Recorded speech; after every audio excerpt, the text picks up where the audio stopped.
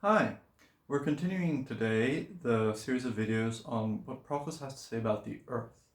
We've already seen the general idea that a god or goddess for Proclus has many phases or natures, right? So at bottom, at their core, a god is a certain divine value.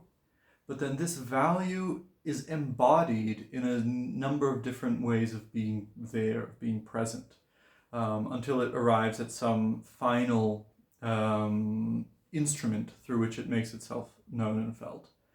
And in the case of the earth, this starts way up there with what he calls the intelligible earth, which we saw is actually something like the first way that a value makes itself felt, in emotions that have no object, and also in what he calls the intellectual earth. And the intellectual earth is a certain providence, a certain divine and active knowledge that organizes and knows all things according to that value. And I already anticipated that that value that the earth embodies is in the first place made manifest or known in a feeling of utter peace and serenity, and that the providence of the earth, the intellectual earth, is then a knowledge of all things and a providence of all things in order to bring stillness, serenity to all things, right? And from the point of view of serenity, as it were, as a basic concept. So now we're going to continue reading the text, and we'll come to what Proclus has to say about the soul and the body of the earth. So I continue from, so this is page 232 in the Cambridge translation by Baltzley, and line 9 of 135 deal. Therefore, that which is truly earth is not this corporeal thing, he says, with its dense mass, for then it would not be the most senior of the gods due to its mass, nor would it be first among the things that have been arranged within the heavens. Nor is what is truly earth the soul of this body here, for then it would not have been arranged around the pole that runs through the universe, since soul is not the sort of thing that gets arranged around such a pole, but rather the body of the earth is. If it is necessary to say that which is truest about it, it is that the earth is a living thing that is composed from divine soul and living body, because the whole, that is, the universe, too is a living thing, as Plato says. After all, there exists in it an intellect that is immaterial and separate, that also maintains this mass in its place, in the same place.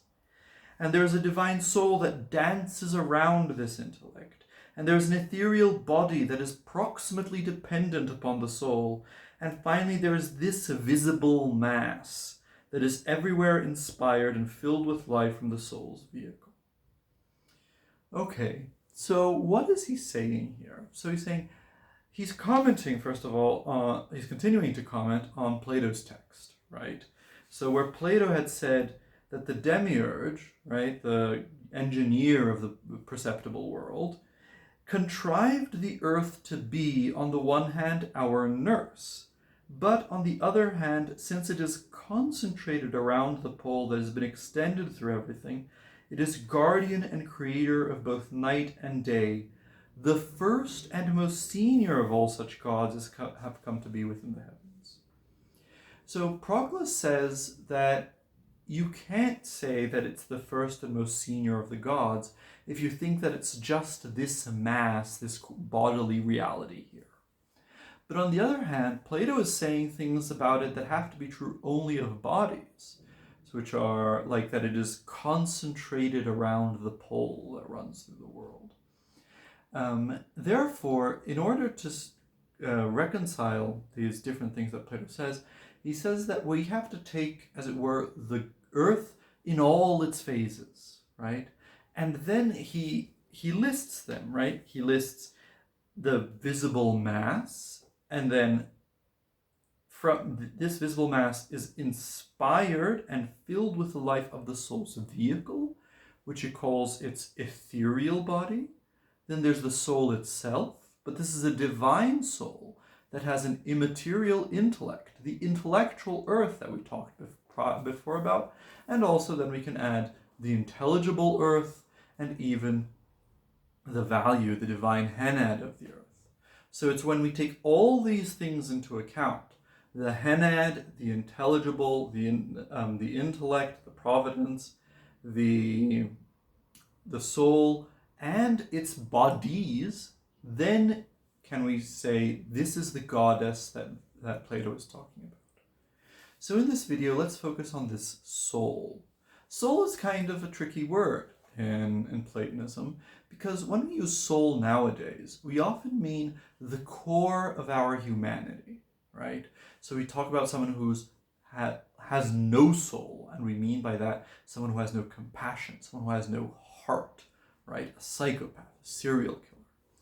And when we say that, for instance, oh, I believe that dogs have souls, or, I believe that the world has a soul, we think that we're personifying them. We're saying something very odd, and we're saying something like these things, dogs or the world, they're like human beings, right? They have their own individual souls.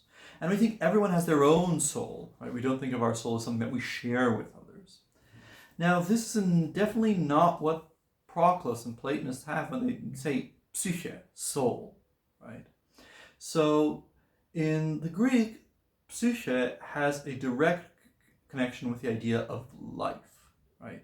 So to talk about the psyche of something, talk about the psyche of something, the soul of something, is to talk about that which gives life to it, right? And so it's not problematic to talk about, say, the psyche of other animals because they're living beings, right? And also, traditionally, the planets were seen to be having souls, and you talk about planetary souls and celestial souls because they seem to be living beings. They move on their own like an animal does, moves here and there, right? So that's the notion of soul here. It's the notion of what gives life to something. More specifically, when we talk about our soul, right? So what Platonists mean by it is actually the inner life that we know, this constant activity in us of thoughts and feelings and imaginations and representations that continues when we're asleep through dreams, and that we don't know when it began, right? We don't have a memory of when our consciousness started, right? And of course, even before we had consciousness, even before our earliest possible memories, we were already alive, our body was growing, was developing, so it's this constant activity of life and giving life, right?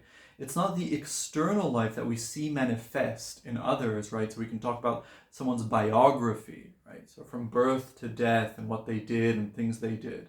It's not that's psyche, it's life in the sense of the inner source of life, this inner, constant activity that produces change in things.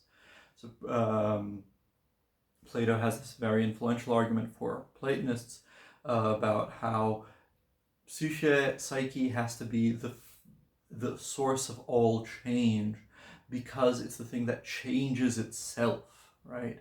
And so all bodies, whenever they change something, it's because they're being changed by something else.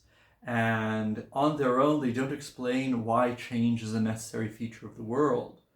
It takes there to be something that changes itself, whose essence is to change, right? Which is life. That is what explains, right? That is what can explain change and explain why change is necessary. So when Proclus says that that the earth has a soul, he means it has this immortal life in it, right? Not that it has something like a human mind, or that it has something like a human personality or something like this. And particularly, it's not like a human personality because of its relationship to providence, to nous, right?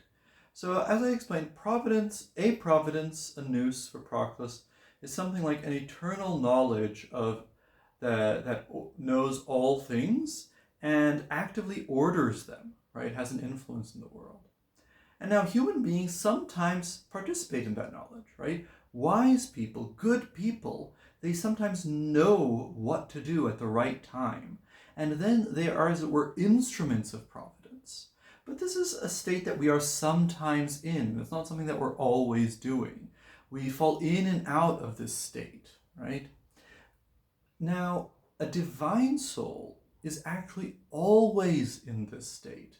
It's a process that serves a certain providence. It's a source of change, right? And a succession of thoughts, and of thoughts in the sense of, in the sense here of knowing the steps of this divine plan, of conceiving them and acting on them one by one, that is a direct expression of this divine plan, of direct expression of this value. So if the intelligible earth is, as it were, the serenity that first expresses the divinity of the earth prior to any knowledge, and then the nous of the earth is the articulation of this serenity in, as it were, an eternal plan, the soul of the earth is then the immortal and perpetual process, omnipresent process, that puts into action this plan, right?